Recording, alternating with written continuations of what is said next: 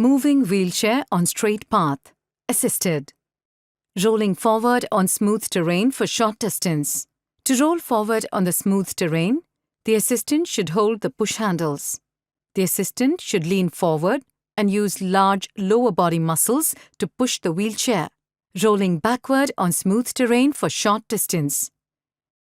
To roll the wheelchair back, the assistant should hold the push handles.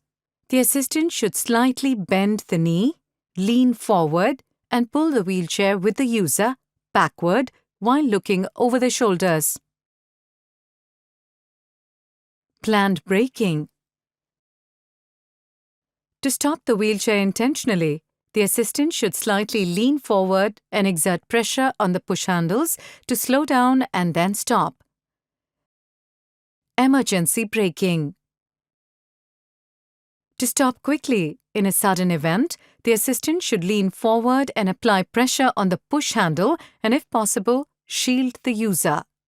Rolling on uneven surface. To roll on an uneven surface, the assistant should push the wheelchair forward using the push handles.